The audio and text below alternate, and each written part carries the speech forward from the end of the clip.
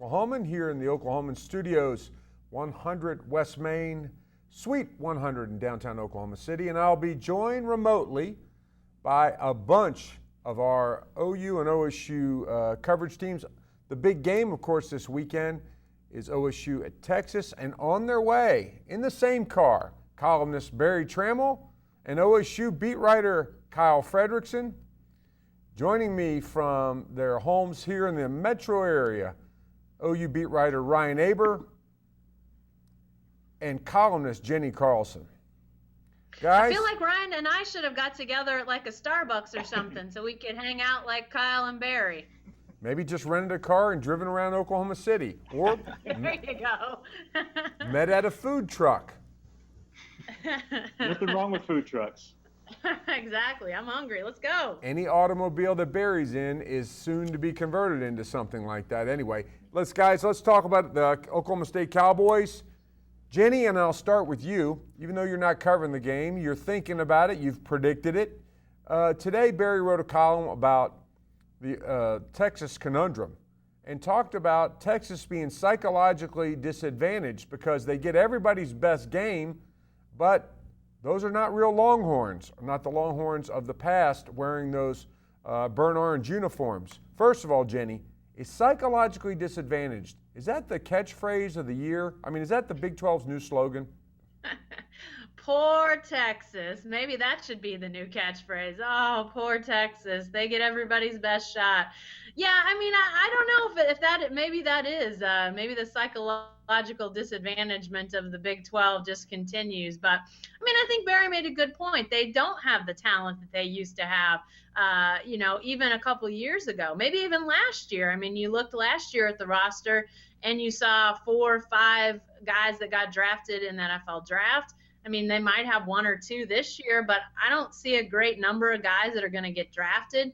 As I wrote earlier in the week, they definitely don't have the defensive star power or difference maker types that they used to have. I mean, you used to be able to think about guys that were going to go out and make plays on the defense, and they just don't have those guys anymore. So I think that they obviously don't have the talent of the Texases of old, but obviously the orange is still burnt and the horns are still up. So there's going to be a lot of people that are going to want to play pretty well against them. I think OSU is definitely in that camp with all their Texans on that roster. Ryan, the poor Texas line by Jenny certainly fits. I mean, every year it looks like the Longhorns are finishing well in the recruiting rankings. Is it a talent deficit, really? Well, I think it's hard to argue that it's not at this point. I mean, yes, they've recruited well when you look at star rankings, but when those players get there, especially on the offensive side recently, there hasn't been the production. Clearly, there's a gap there, and whether it's the raw talent starting off, whether it's evaluation, whether it's the system, something's not working for the Longhorns. Hey, Barry, was this just another veiled shot at Cliff Kingsbury? I mean, you wrote that Tech players wearing Longhorn uniforms. No, I've been on the Kingsbury bandwagon the last 4 or 5 days. So that wasn't a veiled shot. Actually, Texas has better players than Tech. Over the last 5 years, Texas has about a 7-game, 6-game lead on Tech in the cumulative Big 12 standings, with their 7 games behind OSU and Kansas State. There's just not anybody in the middle. But that's where Texas is. For the last 5+ years, Texas is 7 games behind OSU and Kansas State, and of course also behind Baylor, behind Oklahoma, behind TCU since they came into the conference. And Texas is really about West Virginia. If you want to know where they're at, that's about where they're at competitively. Kyle, we've written this from the OU angle about how every time OU walks into the Cotton Bowl to face Texas, Bob Stoops can turn to the Sooners from Texas and say, you know, Texas didn't think enough of you guys to even offer you. Frankly, he can say that because most of the people who get offered by Texas go to Texas. Not all, but most. You're going to write tomorrow about the Oklahoma State Texas quotient. In some ways, have the Cowboys out Texas? That's not, I almost flubbed that, but go ahead. You know what I mean. Right, I know what you mean. Well, in some ways they have. Obviously Barry had mentioned the records over the past few years. OSU having the advantage over Texas with the majority of Texas players. I mean, OSU has 66 native Texans on its roster right now. But I thought it was interesting in posing that question to Mike Gundy. He really shot it down, saying that even today, the number of guys that they'll offer from Texas, let's say they offer 30 guys from Texas, and those guys are also getting offers from the University of Texas. He says maybe one or two will stay on the Cowboys' radar, but for the most part, the majority of those guys who get Texas offers will then go on to play for Texas, or will kind of go off the radar for OSU. So they're not necessarily feeding Texas to the guys that Texas wants, but they're certainly getting good Texas players that the Longhorns have overlooked, and analyzing why this program has maybe been on a downside. A lot of it has to come back to some of the misses in recruiting. Obviously, Emmanuel Ogbah this year being the main guy that we look at, a potential first-round draft pick, who never got a Texas offer, being that he was a little bit of a skinnier guy, a three-star guy who's really developed in this program, and OSU is certainly glad to have him now. But it's also interesting in the story I'm working on for the paper tomorrow. Texas holds a clear advantage in the number of Texas natives who've been drafted. So the individual talent is there. Since about 2010, they've had 17 native Texans get drafted. OSU has had 6 native Texans be drafted. So they're winning in that advantage. But at the same time, when you look at a program and its success, you got to base it on wins just as much as putting these guys into the NFL. And the Cowboys are certainly leading in that first category. We talk a lot about the evaluation problems Texas had, including when Mack Brown was there towards the end of his tenure. Maybe the real failure of Texas coaching staff is how they bring all that talent together. Kyle, we'll stay with you. Speaking of Texas coaches, there's an interesting one named Joe Wickline. So here's my question. What's more competitive, OSU, Texas, 2:30 Saturday at Darrell K. Royal Stadium, or OSU versus Joe Wickline in a courtroom to be named later? Both tense battles. I don't know if I want to pick a clear winner out of the two. But with the shakeup at Texas and its offensive coaching staff just over the past couple weeks, OSU feels very confident in its abilities, OSU being its legal team, in winning this case. Not necessarily because Wickline's demotion as a non-play caller changes the complexities of the case itself, but it opens the doors to a lot of interesting characters to be given depositions and to be asked about Wickline's role last year. Most notably, Steve Patterson, the ousted AD. What does he have to say now that he's been relieved of his duties? Does he know something about Wickline's role that hasn't been out yet? Jay Norvell, there's a little bit of a bedlam tie here. The new play caller. What are his thoughts about the leadership before taking over?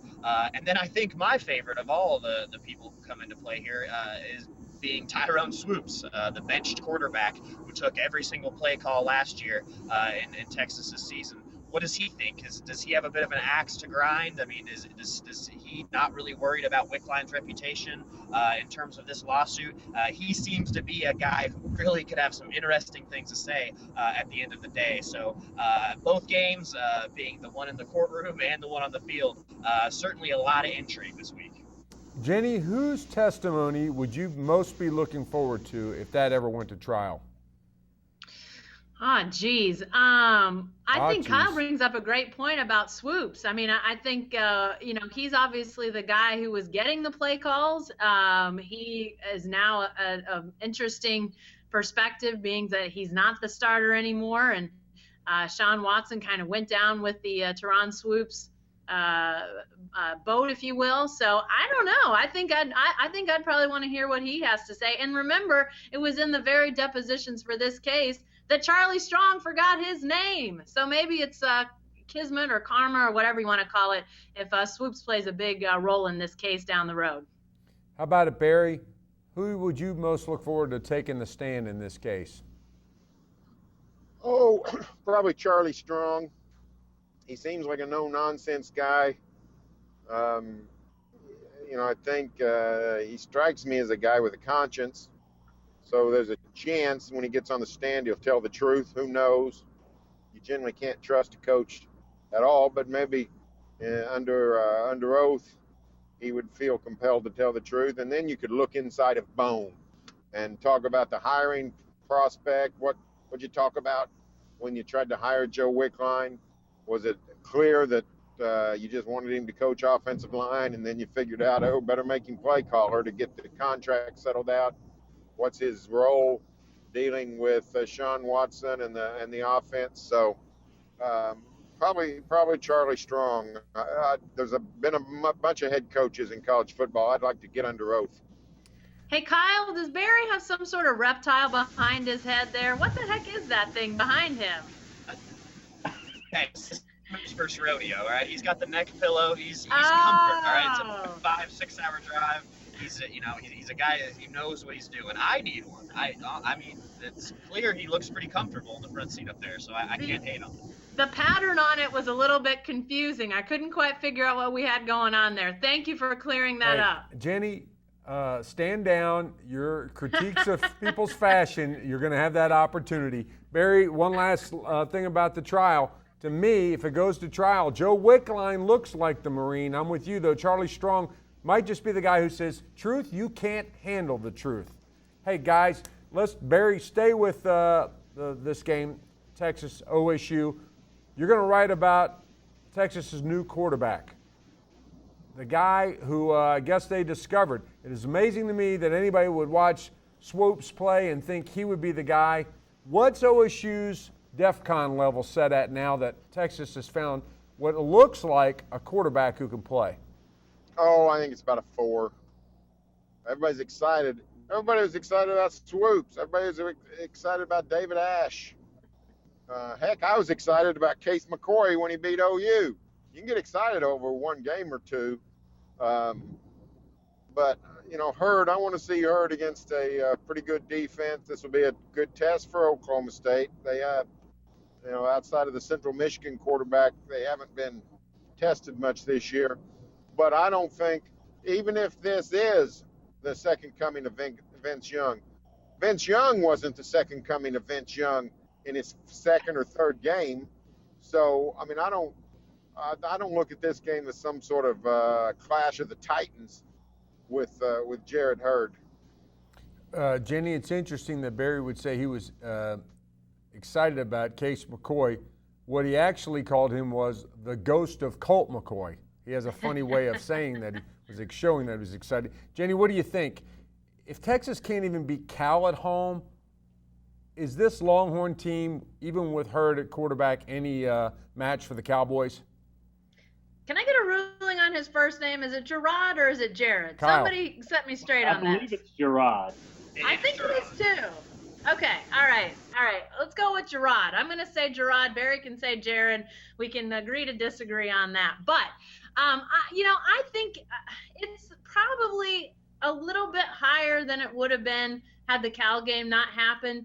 But let's remember, Cal's not a team known for great defense. I mean, yeah, they've had some great offensive weapons over the years. If Jason Kersey was on this hangout with us, he'd want to remind us of Aaron Rodgers, of course. But, Marshawn Lynch has come through there. They've had some really great offensive teams over the years. But even when their team was really good under Jeff Tedford, they didn't have much in the way of defense. So, I mean, I think the fact that Hurd and Texas did what they did against Cal, yeah, it's impressive. Obviously, that's a record. A quarterback's never done what he did last week. But still, I think this OSU defense is going to be a vast improvement over that Cal defense. The fact that Hurd is able to run and pass a bit, that's going to put some stress on any defense. But, I think the OSU front is going to really get after him. Their linebackers are going to. And then, obviously, that secondary, it has the speed that we used to equate with Texas's defense. Remember when Texas had those defenses with Earl Thomas and Michael Griffin, and they just got to guys faster. They just had that amazing speed in the secondary. I don't know if OSU's got that level of speed, but when you see those guys out there, that speed level in the secondary to me is where they have really taken some big steps. And I think we're going to see that really at play against Texas, where in my estimation and the estimation of even Charlie Strong, I think has said that they just don't have the difference makers on offense. I think that OSU defensive secondary especially is going to be able to have a pretty standout day. Kyle, we'll end this with you. Do you think we know enough about OSU's defense to confidently say they can handle what Texas throws out there tomorrow? What's that you said again, Mike? You're breaking up a little bit. Do we know enough about OSU's defense to say they can confidently to say confidently they can handle Texas tomorrow? Do we know enough about them, I think is the question. Oh, about the Texas defense? No, about the OSU defense. Plug your OSU plug, defense. Jim. Okay, yeah, sorry for breaking up there, guys. That's a good question. We don't know a whole lot, and a lot of that's based on a real soft non-conference schedule. And it's funny because, Mike Gundy says that's the schedule he wants. He wants these easy, he's been calling them preseason games because that's really what they've been. Games that don't really matter. OSU's going to win, just we need to get the base going.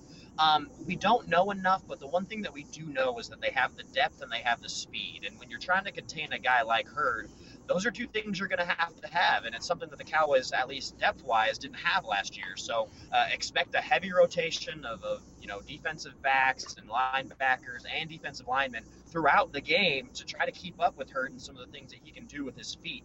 Now, we're talking about a whole lot more physicality here. We're talking about bigger players on the Texas front, more explosive playmakers at their skill positions.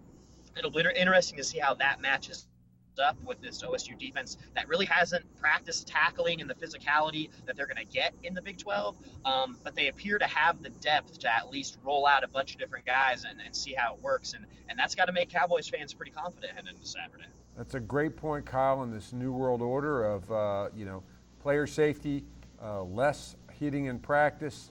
This is a physical test, the likes of which the Cowboys haven't seen really when you say speed and power. Of course, Central Michigan will line up and hit you, but not quite as quickly or with as much thrust, perhaps. Let's talk about the Sooners bringing Ryan Aber. Ryan, the big talk this week from Bob Stoops, from Joe Castiglione yesterday, is about 11 o'clock kickoffs. The Sooners found out they had another one assigned to them. It's a week from Saturday, home against West Virginia in their Big 12 conference opener. So I ask you, let's put that against the other big news of the week. What's a bigger deal to the Sooners? The 11 o'clock kickoffs or The Spy Who Loved Me starring Art Briles' son-in-law? Oh, I think the 11 o'clock kickoffs are a bigger deal. I mean, this is something that's gone on really for the last 3 seasons. OU's had the West Virginia game will be the 7th since then. And you look at the bottom of the Big 12, Baylor and Texas haven't had one 11 a.m.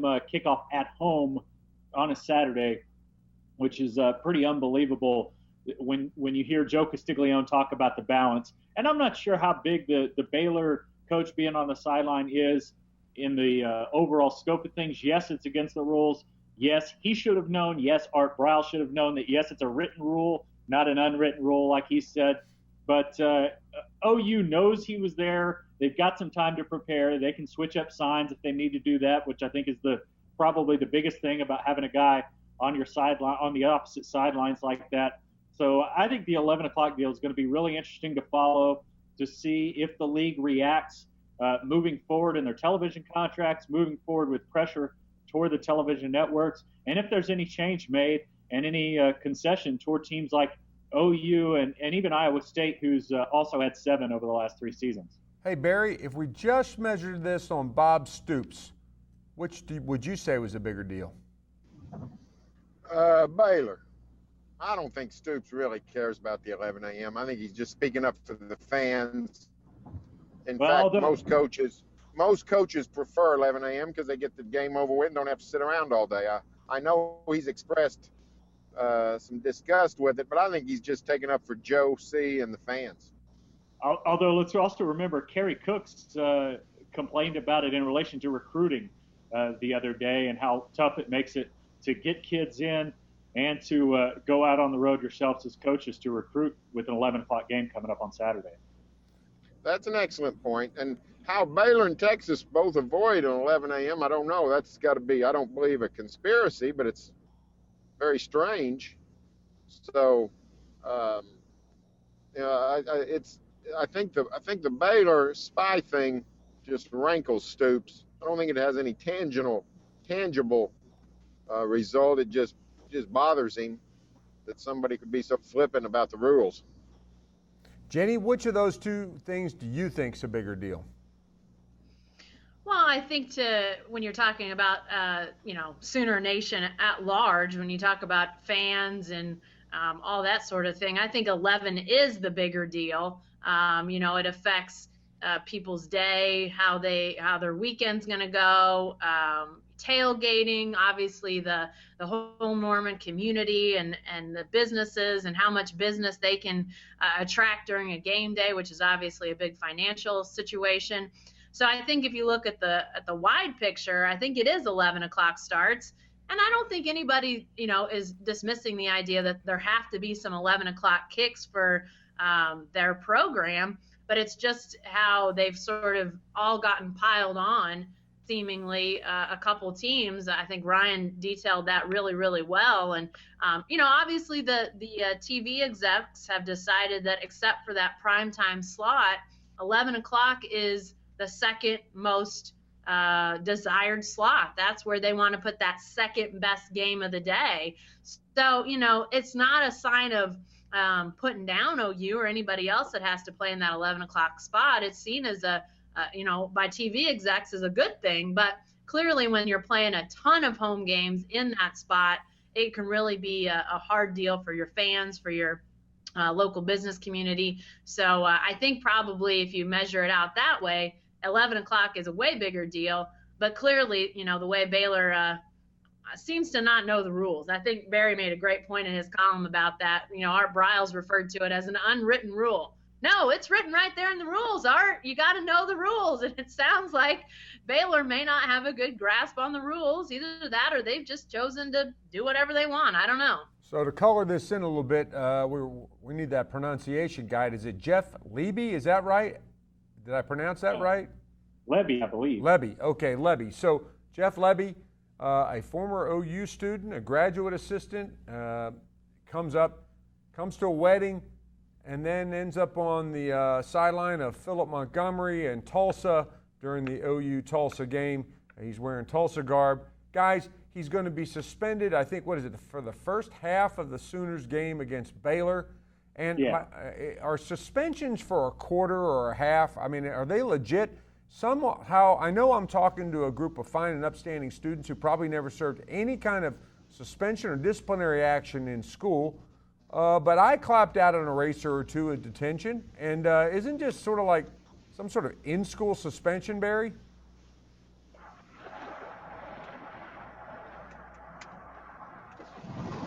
You there, Barry? I guess. Sorry, my door came open. While you were riding down the road? Yeah, I was missing. Well, the door came open. So. That doesn't just happen. What? That doesn't just happen. Somebody did something, and I'm guessing it was you. Save me, Ryan Aber. I really don't understand the attitude. What the heck did I do? I'm trying to keep people informed with the events of the day. Ryan Aber, save me. Is he clapping out? The suspension of Jeff Lebby, it's all window dressing. You got to do something. You can't unring the bell. Whatever's gleaned from standing on the sideline scouting another foe, I don't think it's much. Bob Stoops thinks it's a lot. Whatever you glean, you can't get put back.